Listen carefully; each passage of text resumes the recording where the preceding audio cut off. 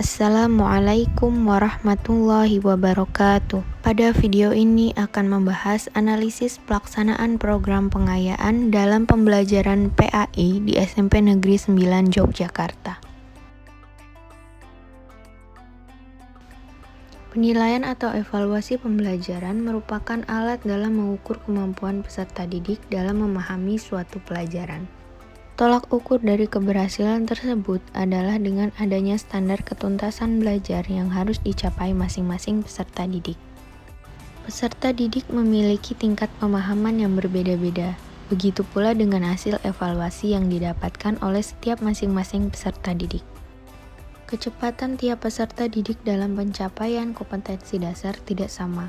Hal tersebut mengharuskan dilaksanakannya program tindak lanjut hasil evaluasi belajar yang berbentuk program remedial dan pengayaan. Program pengayaan secara umum dapat diartikan sebagai pengalaman atau kegiatan peserta didik yang melampaui persyaratan minimal yang ditentukan oleh kurikulum. Pembelajaran pengayaan merupakan pembelajaran tambahan dengan tujuan untuk memberikan kesempatan pembelajaran baru bagi peserta didik yang memiliki kelebihan, sehingga mereka dapat mengoptimalisasikan perkembangan minat, bakat, dan juga kecakapan. Tujuan program pengayaan adalah untuk meningkatkan pemahaman peserta didik terhadap materi yang dipelajari, serta agar peserta didik dapat belajar optimal baik dalam hal pendayagunaan kemampuannya maupun perolehan dari hasil belajar. Pengayaan juga bertujuan untuk agar peserta didik lebih baik menguasai bahan pelajaran dengan cara membuat ringkasan mengenai materi pelajaran yang telah disampaikan guru. Peserta didik juga dapat menjadi tutor sebaya kepada teman yang belum bisa memahami materi pelajaran. Dengan begitu akan memupuk rasa sosial peserta didik. Peserta didik juga dapat menambah wawasan dengan membaca surat kabar atau buku dan sumber belajar lain yang ada di perpustakaan. Hal tersebut merupakan cara agar melatih peserta didik berpikir untuk mencapai tingkat yang lebih tinggi. Selanjutnya, bentuk pelaksanaan kegiatan pengayaan dapat dilakukan dengan yang pertama, yaitu belajar kelompok.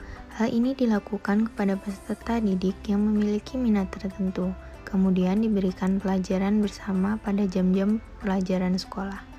Yang kedua yaitu belajar mandiri, yaitu secara mandiri peserta didik belajar tentang sesuatu yang diminati. Yang ketiga yaitu pembelajaran berbasis tema, yaitu memadukan kurikulum di bawah tema besar sehingga peserta didik dapat mempelajari hubungan antara berbagai disiplin ilmu.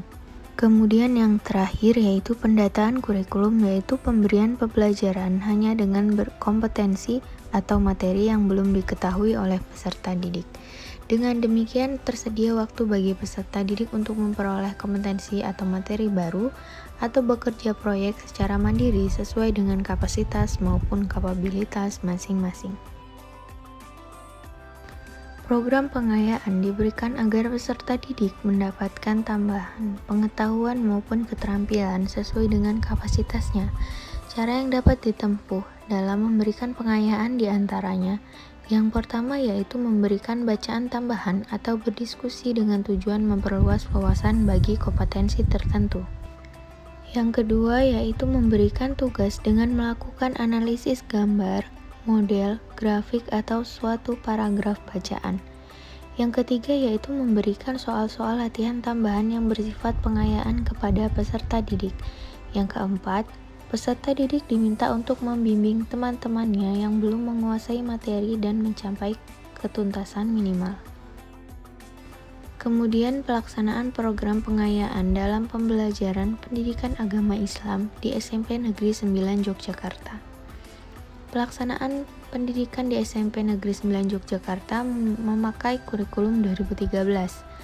SMP Negeri 9 Yogyakarta merupakan sekolah yang menjadi sekolah PAI model pertama di kota Yogyakarta versi pemerintah daerah yang dikukuhkan melalui penetapan suplemen silabus afeksi. Perumusan dikategorikan dalam 3 bentuk, yaitu KBM di sekolah, kognitif dan praktik, budaya beragama di lingkungan sekolah dengan pembiasaan dan afeksi, dan pekerja sosial atau psikomotor. Kegiatan pembelajaran di SMP Negeri 9 Yogyakarta berlangsung secara daring dan luring karena peserta didik belum bisa 100% masuk sekolah untuk belajar di kelas. Kegiatan peserta didik dan guru sebelum melaksanakan pembelajaran yaitu mengaji bersama-sama. Berdasarkan wawancara dengan guru PAI, penilaian atau evaluasi harian diberikan secara daring melalui Google Form, tetapi pengerjaannya dilakukan di sekolah. Sedangkan pemberian tugas pengayaan tetap dilakukan daring dan dikerjakan dari rumah masing-masing. Program pengayaan yang diberikan oleh guru PAI yaitu dengan pemberian tugas yang disusun guna memperluas pengetahuan peserta didik dalam memahami materi yang sedang dipelajari. Pelaksanaan program pengayaan yang diberikan guru dalam bentuk pemberian soal-soal yang berbeda dengan soal evaluasi ulangan harian, PTS maupun PAS.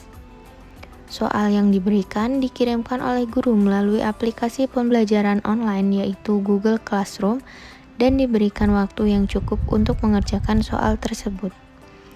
Bentuk pertanyaan yang diberikan berupa pertanyaan-pertanyaan yang lebih fenomenal dan inovatif atau aktivitas yang relevan dengan topik pembelajaran. Bentuk soal pengayaan yang diberikan berupa soal esai yang dapat meningkatkan nalar kritis peserta didik dalam berpikir. Soal yang berbentuk penjabaran dan implementasi dari suatu sikap guna mendorong peserta didik agar lebih memahami materi yang sedang dipelajari.